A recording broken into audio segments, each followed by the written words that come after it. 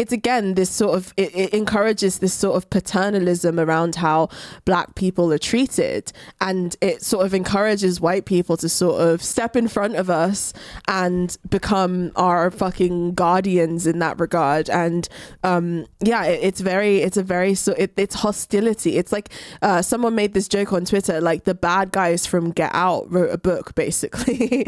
Like, yeah. Like, here, let me read another quick quote from it. This is talking about how like writers are seen, like a black writer is seen as a black writer, whereas a white writer is seen as a writer.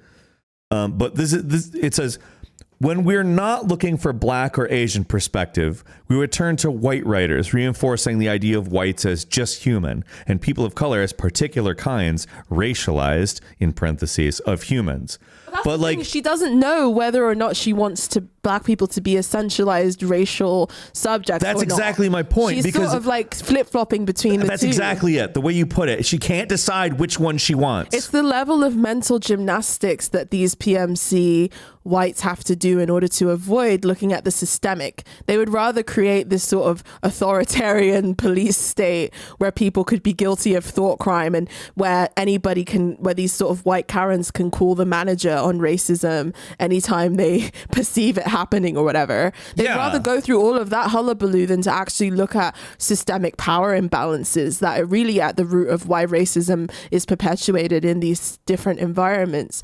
And not just that, like, you know, like I said, 1 minute she's like, well, you know, we shouldn't racialize black people.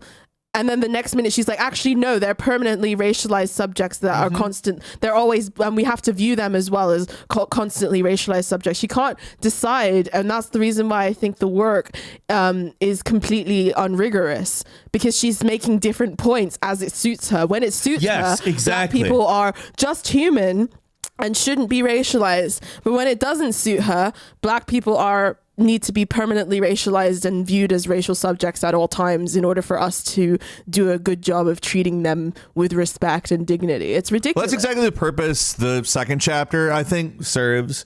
Like, she goes through like economic reasons, systemic reasons, talks about these types of reasons. But she does it, I think, for the sake of simply like being able to say it's in the book.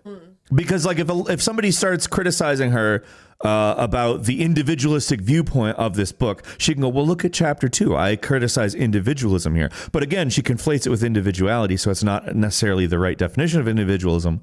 But again, like, she does like things that I think either intentionally or unintentionally work to sort of launder the very liberal viewpoint that this thing ultimately presents. Again, like, we essentially cannot eradicate racism, because racism, as described in chapter 2, is a deeply systemic. It's baked into the society, blah, blah, blah.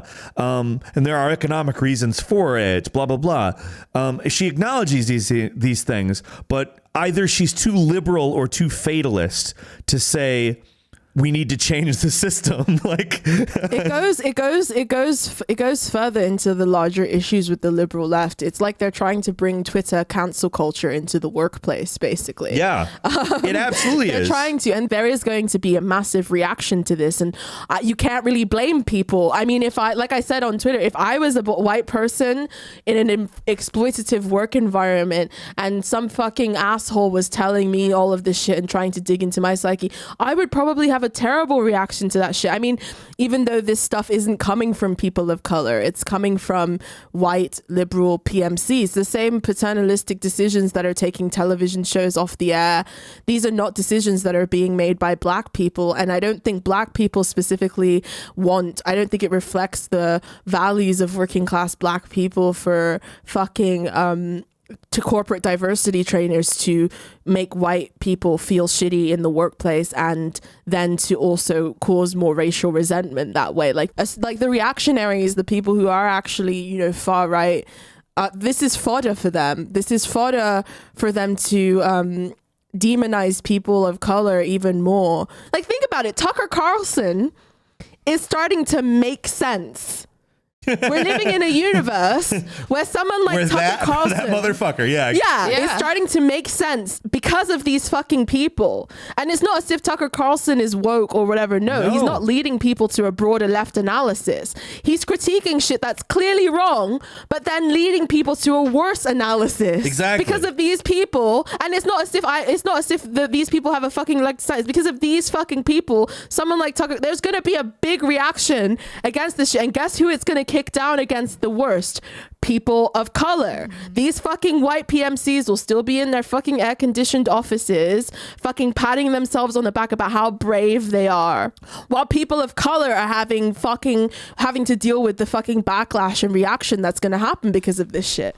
Someone on Twitter told me about their experience where they got a corporate diversity trainer into their office, and someone tried to bring up the low wages that people were being paid, and they were basically shouted down and told to shut up because it wasn't about your white your greed, basically your greedy white grabbiness. This is about people of color. Like literally this stuff is being used to obfuscate class. It's being used to obfuscate systemic issues around the power imbalances in society, because these people want to maintain their fucking position in the hierarchy, and they want to be able to use these social justice justifications to call your fucking manager and get you fucking fired, basically.